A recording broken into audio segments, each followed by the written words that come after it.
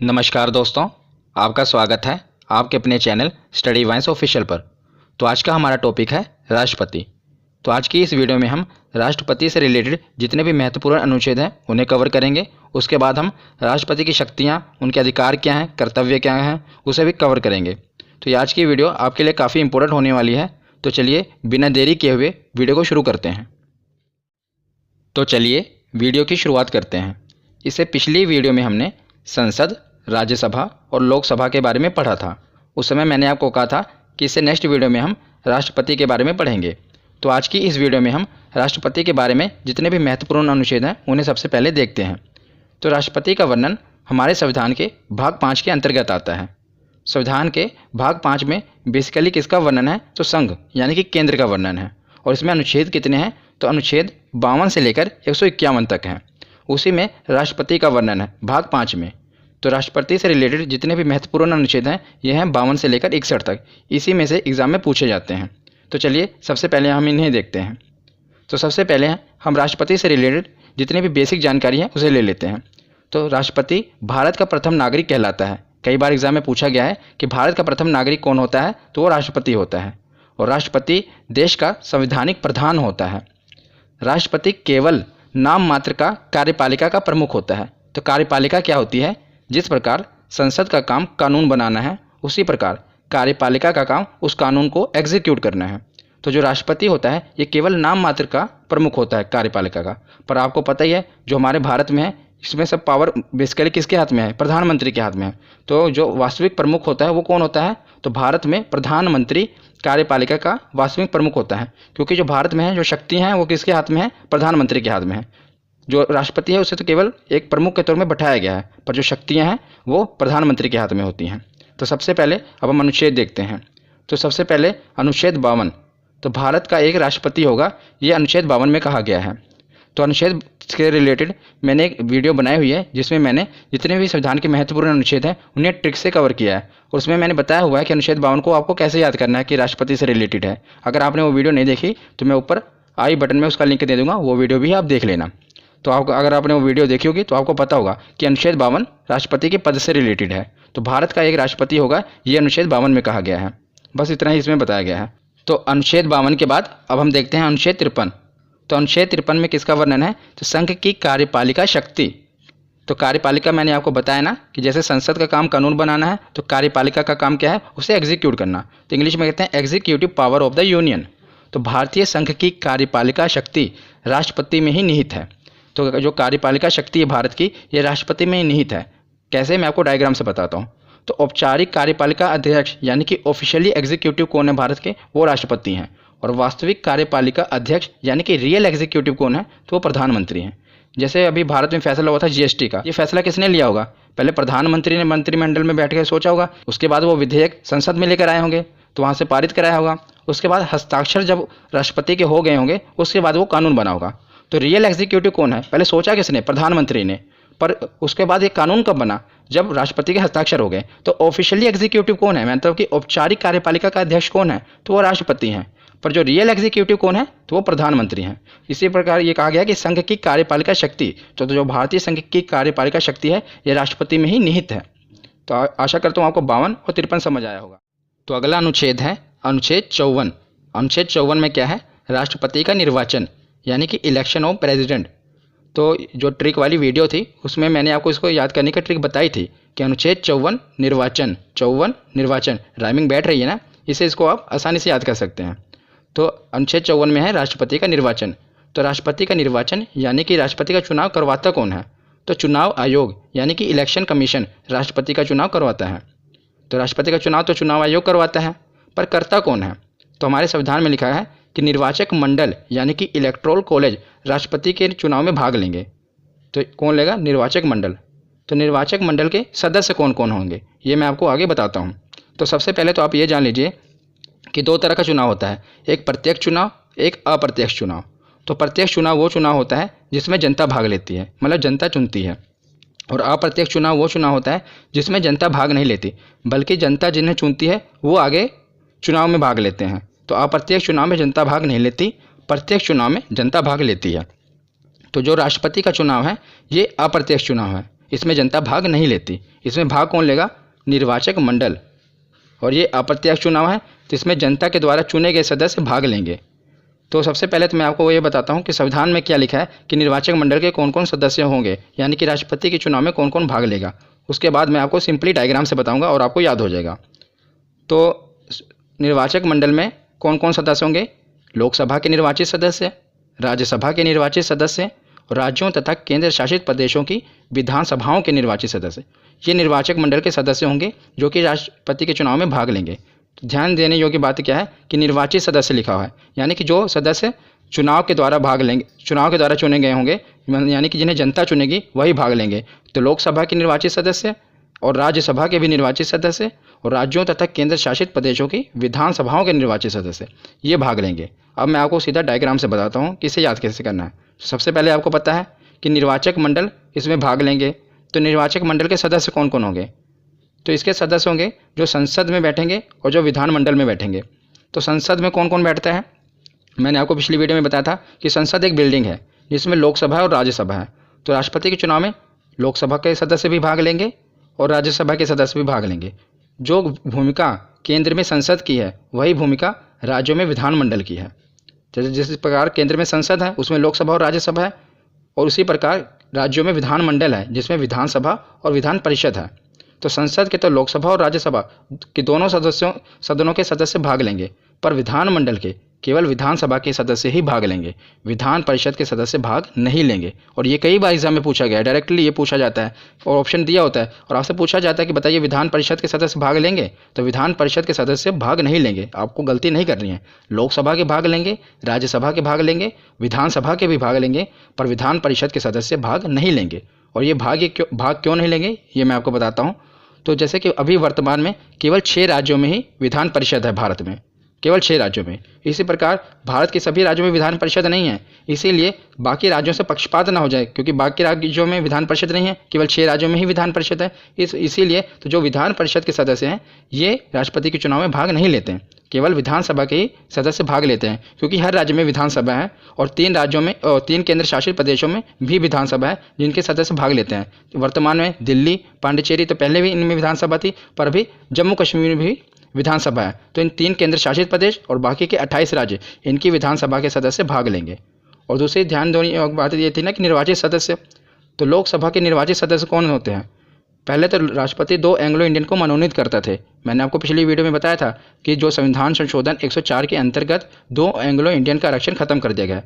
अब तो ये नहीं है, पर राज्यसभा में अभी भी 12 सदस्यों को राष्ट्रपति मनोनीत करते हैं। ये मैंने आपको बताया था ना कि राज्यसभा में 12 सदस्यों को राष्ट्रपति मनोनीत करते हैं। तो जो ये 12 सदस्य राष्ट्रपति मनोनीत करते हैं ये राष्ट्रपति के चुनाव में भाग नहीं लेंगे, क्योंकि इसमें क्या है कि निर्वाचित सदस्य, जो सदस्य इलेक्शन के द्वारा, चुनाव के द्वारा राज्यसभा में बैठेंगे और लोकसभा में बैठेंगे वही भाग लेंगे। जिनको राष्ट्रपति अपनी मर्जी से मनोनीत करेंगे वो भाग नहीं लेंगे। तो ये जब पूछा जाए कि बताइए जो 12 सदस्य मनोनीत किए जाते हैं राष्ट्रपति के द्वारा वो भाग लेंगे, तो वो नहीं लेंगे। विधान परिषद भाग लेगी तो नहीं लेगी। अब आशा करता हूँ आपको थोड़ा क्लियर होगा। एक बार और थोड़ा कंक्लूड कर देता हूँ कौन कौन भाग लेगा। तो लोकसभा के जो निर्वाचित सदस्य हैं, जो चुने गए सदस्य, वो भाग लेंगे। राज्यसभा के जो निर्वाचित सदस्य हैं, जो चुने गए सदस्य, वो भाग लेंगे। इसमें जो 12 सदस्य राष्ट्रपति मनोनीत करते हैं वो भाग नहीं लेंगे। विधानसभा के सभी सदस्य भाग लेंगे और विधान परिषद भाग नहीं लेंगे। तो आशा करता हूँ ये आपको समझ आएगा। बहुत ही कन्फ्यूजिंग है, पर मैंने आपको डायग्राम से समझाया इसे।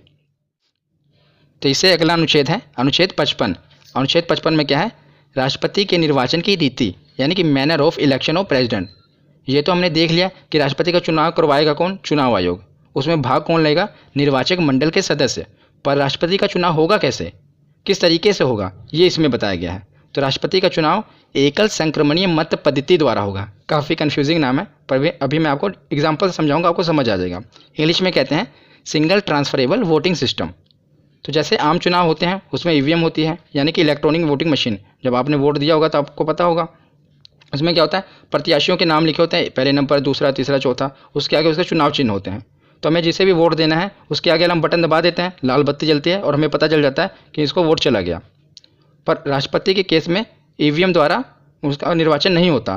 तो उसमें क्या होता है, सिंगल ट्रांसफरेबल वोटिंग सिस्टम होता है। ईवीएम द्वारा राष्ट्रपति का निर्वाचन नहीं होता। तो ये सिस्टम क्या है, उनको प्रेफरेंस देनी होगी कि नंबर 1 पे मैं चाहता हूँ कि ये जीते, अगर ये नहीं तो नंबर 2 पे ये, अगर ये नहीं तो नंबर 3 पे ये प्रेफरेंस देंगे। इसी प्रकार कोई एग्जांपल से समझाता हूँ। तो मान लीजिए 3 प्रत्याशी खड़े हैं राष्ट्रपति के उम्मीदवार के लिए, ए, बी और सी। ये तीनों राष्ट्रपति के लिए खड़े हैं।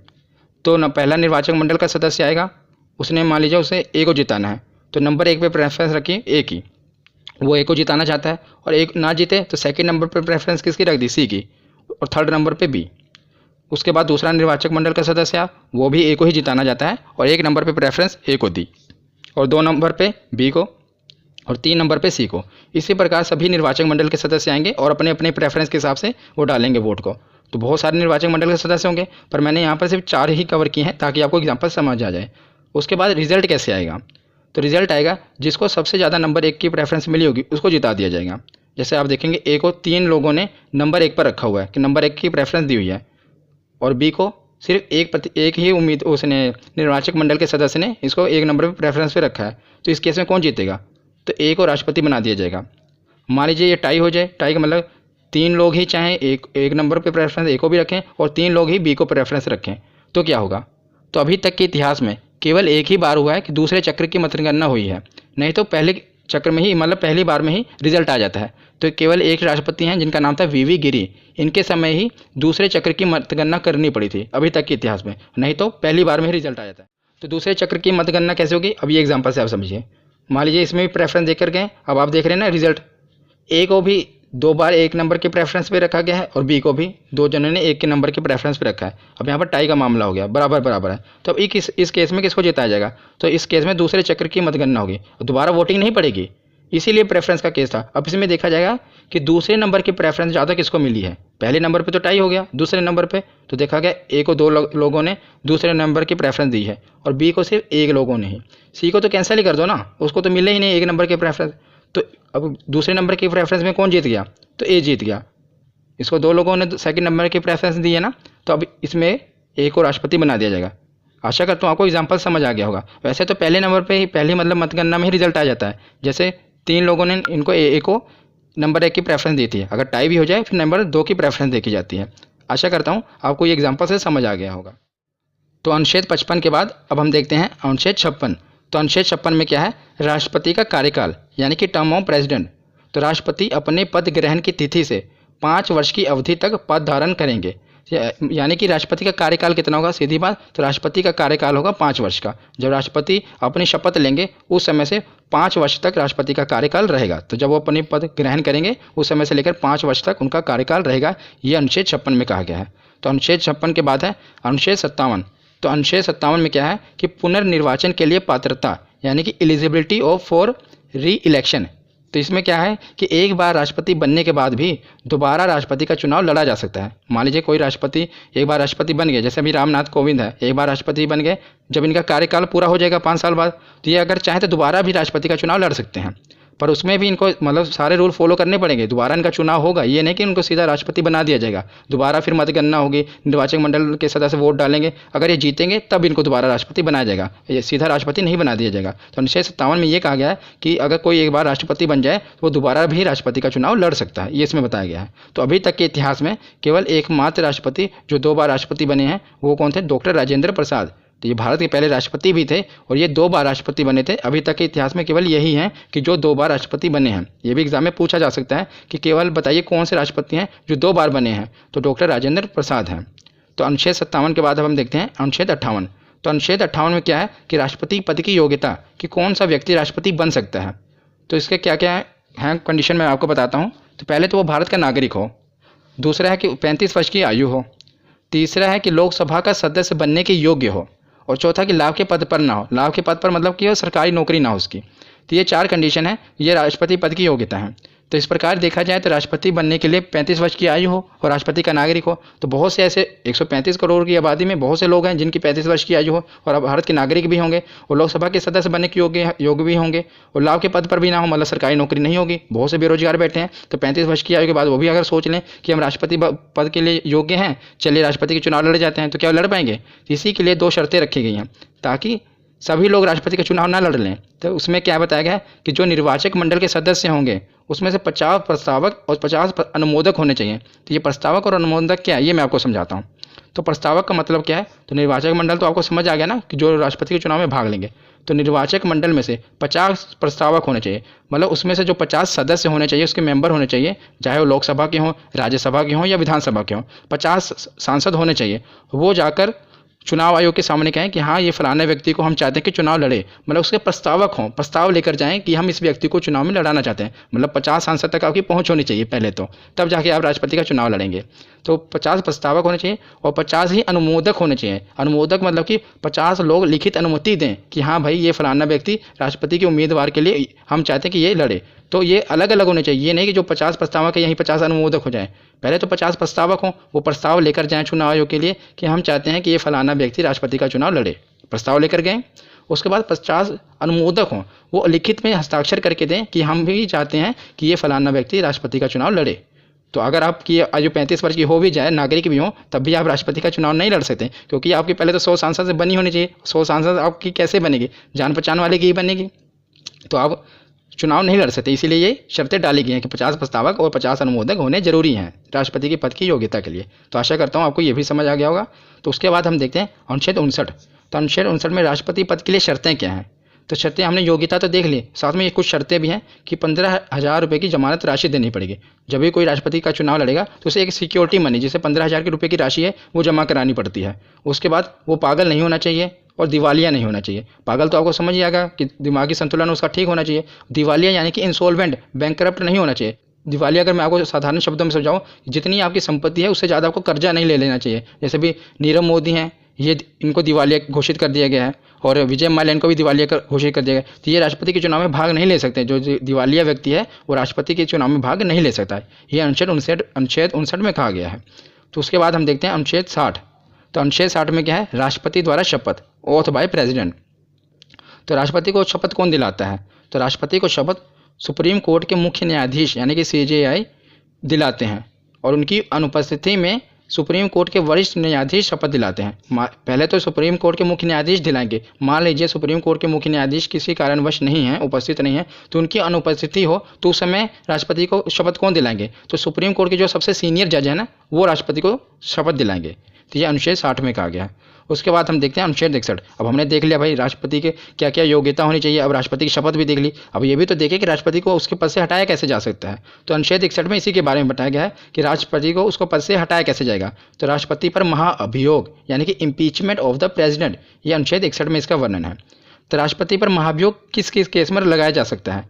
तो इसके मुख्यतः 2 केस हैं कि जब राष्ट्रपति किसी विदेशी राष्ट्र के प्रभाव में आ जाए, मतलब अपने राष्ट्र की जो दरकिनार करके किसी विदेशी राष्ट्र के प्रभाव में आ जाए, तब राष्ट्रपति पर महाभियोग लगाया जा सकता है। और संविधान का अतिक्रमण करने पर, मतलब अगर संविधान को ना माने वो राष्ट्रपति, उसके हिसाब से ना चले, तब भी संविधान, तो उसको राष्ट्रपति पर महाभियोग लगाया जा सकता है। अगर वो किसी विदेशी राष्ट्र के प्रभाव में आ जाए या संविधान का अतिक्रमण करने पर राष्ट्रपति पर महाभियोग लगाया जा सकता है। ठीक है, ये तो हमको पता लग गया कि राष्ट्रपति पर महाभियोग कब लगाया जा सकता है। अब हम देखते हैं कि राष्ट्रपति पर महाभियोग लगाने की प्रक्रिया क्या है, कि कैसे उसको हटाया जा सकता है। तो संसद के किसी भी सदन द्वारा राष्ट्रपति पर महाभियोग लगाया जा सकता है। तो संसद के कौन कौन से सदन होते हैं, अगर आपने पिछली वीडियो देखी होगी तो आपको पता होगा कि संसद के 2 सदन होते हैं, एक है लोकसभा और दूसरा है राज्यसभा। तो किसी भी सदन द्वारा राष्ट्रपति पर महाभियोग लगाया जा सकता है, मतलब किसी भी सदन में राष्ट्रपति पर महाभियोग लगाने का प्रस्ताव पेश किया जा सकता है, चाहे वो राज्यसभा हो या लोकसभा हो। और महाअभियोग लगाने से पहले राष्ट्रपति को 14 दिन पहले लिखित सूचना देनी पड़ेगी, जिस पर सदन के 1/4 सदस्यों के हस्ताक्षर हों। ऐसे ही नहीं राष्ट्रपति पर महाभियोग लग जाएगा, पहले 14 दिन पहले उनको बताना पड़ेगा, भाई साहब आप पर महाभियोग लगने वाला है, और उस पर संसद के 1/4 सदस्यों के हस्ताक्षर भी, यानी कि 25% सांसद के हस्ताक्षर उस पर होने चाहिए कि राष्ट्रपति पर महाभियोग लगाना है। ऐसे नहीं कि किसी 2 सांसद को मन किया कि चलो भाई राष्ट्रपति को हटा दें तो वो महाभियोग लग जाएगा। कम से कम 25% सदस्य यानी कि 1/4 सदस्यों के हस्ताक्षर हों और 14 दिन पहले लिखित सूचना देनी पड़ेगी। तो मान लीजिए 14 दिन लिखित सूचना भी दे दी और हस्ताक्षर भी हो गए, तो उसके बाद संसद के जिस सदन में, किसी भी सदन में आपको पता है पेश किया जा सकता है। मैं लोकसभा से आपको बताता हूँ। मान लीजिए लोकसभा में पेश किया गया इसका प्रस्ताव कि राष्ट्रपति पर महाभियोग लगने वाला है, तो संसद के जिस सदन में प्रस्ताव पारित हुआ उस सदन के 2/3 सदस्य प्रस्ताव के बहुमत में हो, मतलब 2/3 सदस्य इसके फेवर में हो कि हाँ राष्ट्रपति पर महाभियोग लगाना है, बहुमत भी होना चाहिए। जब उसके बाद जब लोकसभा में ये पास हो गया है 2/3 बहुमत से, उसके बाद जब ये राज्यसभा में जाए तो राज्यसभा में भी 2/3 बहुमत से ये पास होना चाहिए, तब जाकर राष्ट्रपति को उसके पद से हटाया जा सकेगा। तो आशा करता हूँ आपको समझ आ गया होगा कि महाभियोग लगाने से पहले 14 दिन पहले सूचना देनी पड़ेगी और 1/4 सदस्यों के उस पर हस्ताक्षर हो उसके बाद अगर ये लोकसभा में पेश हो प्रस्ताव तो 2/3 इसके बहुमत में हो, उसके बाद राज्यसभा में भी 2/3 बहुमत हो, तब जाकर राष्ट्रपति को उसके पद से हटाया जा सकेगा। ये थी राष्ट्रपति की महाभियोग की प्रक्रिया। तो अब हमने राष्ट्रपति के रिलेटेड जितने भी महत्वपूर्ण अनुच्छेद थे उन्हें कवर कर लिया। अब हम देखते हैं राष्ट्रपति के अधिकार और शक्तियाँ। तो सबसे पहले देखते हैं नियुक्ति संबंधी अधिकार। तो राष्ट्रपति बहुत से लोगों की नियुक्ति करते हैं, आपको पता ही होगा। तो नियुक्ति संबंधी अधिकार राष्ट्रपति के पास है। तो कुछ मैं आपको बता देता हूँ जो मेनली एग्जाम में पूछे जाते हैं। जैसे कि प्रधानमंत्री की नियुक्ति कौन करता है? राष्ट्रपति। प्रधानमंत्री की सलाह पर जो मंत्री परिषद होता है उसकी नियुक्ति भी राष्ट्रपति करता है। सर्वोच्च न्यायालय, उच्च न्यायालय के मुख्य न्यायाधीशों की नियुक्ति भी राष्ट्रपति करता है। भारत के नियंत्रक एवं महालेखक परीक्षक की नियुक्ति भी राष्ट्रपति द्वारा की जाती है और राज्यपाल की नियुक्ति भी राष्ट्रपति द्वारा की जाती है। और भी कई लोग हैं जिनकी नियुक्ति राष्ट्रपति द्वारा की जाती है, पर ये कुछ मेन थे जो मैंने आपको बताया। तो उसके बाद हम देखते हैं विधायी शक्तियाँ, यानी कि कानूनी शक्तियाँ कौन कौन सी हैं राष्ट्रपति के पास। तो राष्ट्रपति के हस्ताक्षर के बिना कोई विधेयक कानून नहीं बनता, ये तो आपको पता ही होगा। चाहे लोकसभा में बिल पास हो जाए, उसके बाद राज्यसभा में पास हो जाए, पर जब तक राष्ट्रपति के उसके हस्ताक्षर न हो जाए वो बिल कानून नहीं बनेगा। इसीलिए ये कानूनी शक्ति है राष्ट्रपति के पास कि राष्ट्रपति के हस्ताक्षर के बिना कोई विधेयक कानून नहीं बनता। और राष्ट्रपति को दोनों सदनों के संयुक्त अधिवेशन बुलाने का अधिकार है। ये मैंने आपको कई बार बताया कि संयुक्त अधिवेशन क्या होता है। मान लीजिए कोई जो बिल है बहुत ही इंपॉर्टेंट है और उस पर देरी की गुंजाइश नहीं है, तो क्या किया जाता है कि राष्ट्रपति जो है लोकसभा और राज्यसभा के सदस्यों को संयुक्त अधिवेशन बुला लेता है और उस पर बिल पर चर्चा की जाती है। ठीक है। और लोकसभा को भंग करने संबंधी अधिकार भी राष्ट्रपति के पास है। ठीक है। और संसद में निम्न विधेयक को पेश करने से पहले राष्ट्रपति की सहमति आवश्यक है। मतलब कुछ विधेयक हैं जो नीचे हैं लिखे गए हैं, मैं आपको बताता हूँ। इस पर राष्ट्रपति इसको पेश करने से पहले राष्ट्रपति की जो सहमति है ये आवश्यक है। तो सबसे पहले कौन सा विधेयक? धन विधेयक। धन विधेयक को मैंने आपको विस्तार से बताया हुआ है, वीडियो में आप देख लेना, महत्वपूर्ण अनुच्छेद वाली। उसके बाद है कि नए राज्यों के निर्माण और वर्तमान राज्यों के क्षेत्र सीमाओं या नामों में परिवर्तन करना है। इसके संबंधी में अगर कोई विधेयक है तो उससे पहले राष्ट्रपति की सहमति आवश्यक है कि कोई नया राज्य है उसका निर्माण किया जा रहा है या उसके क्षेत्र में परिवर्तन किया जा रहा है, नाम में परिवर्तन किया जा रहा है, उससे पहले भी अगर ये बिल संसद में पेश किया जा रहा है तो राष्ट्रपति की सहमति आवश्यक है। और संचित निधि में व्यय करने वाले विधेयक भी, विधायक नहीं यहाँ पर विधेयक आएगा, तो संचित निधि में व्यय करने वाले विधेयक भी जो हैं उसके भी राष्ट्रपति की सहमति आवश्यक है। तो संचित निधि क्या होते हैं? ये बेसिकली वो पैसा होता है जो हम सरकार को टैक्स देते हैं और सरकार कर्ज वगैरह लेती है ना, तो उसे जिस कोष में जमा कराया जाता है उसे संचित निधि कहा जाता है। तो अगर संचित निधि से कुछ व्यय भी करना है, उसके रिलेटेड कोई विधेयक आ रहा है तो वो भी सबसे पहले राष्ट्रपति से उसके मतलब परामर्श सहमति उसकी आवश्यक है। तो ये थी कुछ विधायी और कानूनी शक्तियाँ राष्ट्रपति की। तो उसके बाद हम देखते हैं कि संसद के सदस्यों को मनोनीत करने का अधिकार। तो राष्ट्रपति के पास संसद के सदस्यों को मनोनीत करने का अधिकार भी है। तो राष्ट्रपति राज्यसभा में 12 सदस्यों को मनोनीत करते हैं। ये तो मैंने आपको बताया है कि राष्ट्रपति जो है राज्यसभा में 12 सदस्यों को मनोनीत करते हैं। और पहले लोकसभा में 2 आंग्ल भारतीय समुदाय के व्यक्तियों को भी मनोनीत करते थे, पर यह प्रावधान अब आरक्षण खत्म कर दिया गया है। किसके तहत खत्म किया गया है? तो संविधान संशोधन 104 के अंतर्गत एंग्लो इंडियन का आरक्षण अब खत्म कर दिया गया है। अब ये इनको राष्ट्रपति मनोनीत नहीं करेंगे। उसके बाद हम देखते हैं कुछ राजनीतिक शक्तियाँ। तो दूसरे देशों के साथ कोई भी समझौता या संधि राष्ट्रपति के नाम से ही की जाती है। अगर दूसरे देशों से कोई समझौता किया जाता है तो किसके नाम से की जाती है? तो राष्ट्रपति के नाम से ही की जाती है। मतलब उसके बाद उसके ऊपर राष्ट्रपति के हस्ताक्षर होते हैं।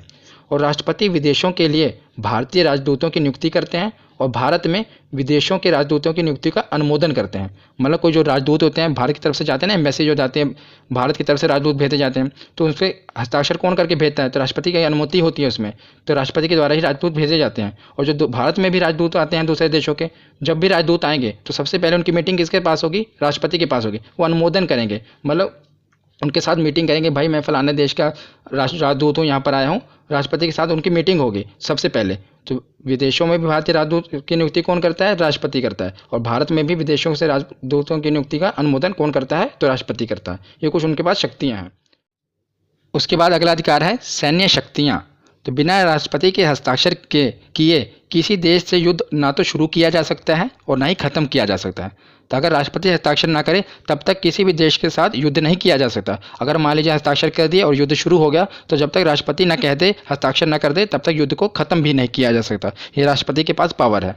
और सैन्य बलों की सर्वोच्च शक्ति राष्ट्रपति में सन्निहित है। तो राष्ट्रपति में क्या है? सन्निहित है सैन्य बलों की सर्वोच्च शक्तियाँ। तो ये क्या क्या है मैं आपको बताता हूँ, ये डायग्राम से आपको समझाता हूँ। तो जैसे भी भारत में 3 सेना है, थल सेना, वायु सेना और जल सेना। तो ये किसकी बात मानेंगे, इनको ऑर्डर कौन देगा। मान लीजिए कोई युद्ध की कंडीशन आ गई, युद्ध हो रहा है भारत का किसी के साथ, तो थल सेना, वायु सेना और जल सेना, इन तीनों को कौन ऑर्डर देगा, तो chief of defence staff CDS, ये कौन है इस समय, विपिन रावत, ये इनको आदेश देंगे। और इनके ऊपर कौन है, तो रक्षा मंत्री है, रक्षा मंत्री CDS को आदेश देंगे। और रक्षा मंत्री से ऊपर कौन है, तो राष्ट्रपति। तो जब तक राष्ट्रपति ना कहते युद्ध तो नहीं शुरू हो सकता ना, तो सबसे ऊपर कौन है, राष्ट्रपति। राष्ट्रपति से नीचे रक्षा मंत्री, रक्षा मंत्री से नीचे CDS, उससे नीचे तीनों सेनाएं। तो सैन्य बलों की सर्वशक्ति किसके पास है, तो राष्ट्रपति के पास है। तो राष्ट्रपति में ही ये सन्निहित है। आशा करता हूँ आपको डायग्राम से क्लियर हो गया होगा। तो हमने सैन्य शक्तियाँ देख ली। अब उसके बाद हम देखते हैं क्षमादान की शक्ति। तो संविधान के अनुच्छेद 72 के अंतर्गत राष्ट्रपति किसी भी अपराधी के दंड को क्षमा कर सकते हैं। तो राष्ट्रपति के पास सबसे बड़ी शक्ति तो यही है, अनुच्छेद 72 के अंतर्गत उनको प्रदान है कि राष्ट्रपति की किसी की भी सज़ा को माफ़ कर सकते हैं, चाहे वो फांसी की ही सज़ा क्यों ना हो जाए। राष्ट्रपति चाहें तो किसी भी आदमी की फांसी की सज़ा को भी अनुच्छेद 72 के अंतर्गत माफ़ कर सकते हैं। इतनी शक्ति है राष्ट्रपति के पास, इसे क्षमादान की शक्ति कहते हैं। और कुछ विशेष शक्तियाँ भी देख लेते हैं कि राष्ट्रपति को गिरफ्तार नहीं किया जा सकता। जब तक राष्ट्रपति अपने पद पर हैं उनकी गिरफ्तारी नहीं हो सकती। और राष्ट्रपति पर फौजदारी मुकदमा यानी कि क्रिमिनल केस भी नहीं चलाया जा सकता। जब तक वो राष्ट्रपति हैं उन पर ना तो कोई क्रिमिनल केस होगा और ना ही उनको गिरफ्तार किया जा सकता है, ना मतलब कोई मुकदमा चलाया जा सकता है, ना ही गिरफ्तार किया जा सकता है जब तक वो राष्ट्रपति हैं। अगर वो राष्ट्रपति पद से इस्तीफा, जब महाभियोग चलाकर उनको इस्तीफा हो जाएगा उनका, या राष्ट्रपति का कार्यकाल खत्म हो जाएगा, तब उन पर ये केस चलाया जा सकता है और उनको गिरफ्तार किया जा सकता है। पर जब तक वो राष्ट्रपति के पद पर हैं ना उनको गिरफ्तार किया जा सकता है और ना ही उन पर मुकदमा चलाया जा सकता है। मान लीजिए आपने उन पर केस कर भी दिया, तो राष्ट्रपति की बात मैंने आपको बताया ना, वो फांसी की सज़ा माफ़ कर सकते हैं, तो अपने ऊपर केस नहीं माफ़ कर लेंगे, 1 मिनट में अनुच्छेद 72 का उपयोग करके केस को खत्म कर देंगे, मतलब अपनी सज़ा को माफ़ कर लेंगे। पहले ये तो मैं आपको बता रहा हूँ, पर वैसे राष्ट्रपति पर केस ही नहीं किया जा सकता, तो माफ़ करने की बात कहाँ पर आएगी। ना तो उनको गिरफ्तार किया जा सकता है और ना ही उन पर केस चलाया जा सकता है। उसके बाद हम देखते हैं कुछ आपातकालीन शक्तियाँ भी हैं राष्ट्रपति के पास। ये 3 तरह की शक्तियाँ होती हैं। पहला राष्ट्रपति आपातकाल, राष्ट्रपति शासन, तीसरा है वित्तीय आपातकाल। तो राष्ट्रीय आपातकाल का वर्णन है अनुच्छेद 352 में, उसमें 4 ऐड कर दिया। अनुच्छेद 356 में है राष्ट्रपति शासन, तो उसमें 4 ऐड कर दो, 360 में है वित्तीय आपातकाल।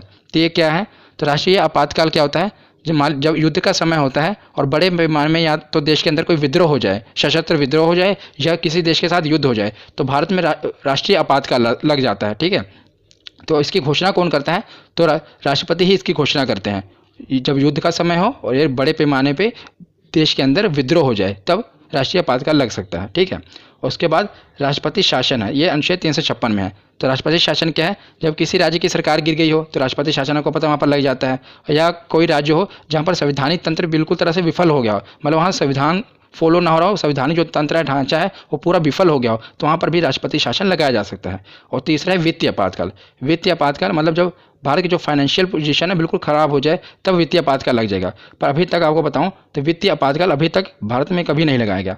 राष्ट्रीय आपातकाल लगाया गया है और राष्ट्रपति शासन भी लग चुका है, पर वित्तीय आपातकाल अभी तक कभी नहीं लगा है। तो ये आपको ये भी बात याद रखनी है। तो लास्ट में हम कुछ देख लेते हैं, ये इंपॉर्टेंट पॉइंट्स हैं जो सीधा 1 लाइनर एग्जाम में क्वेश्चन पूछ लिए जाते हैं कि भारत के प्रथम राष्ट्रपति कौन थे।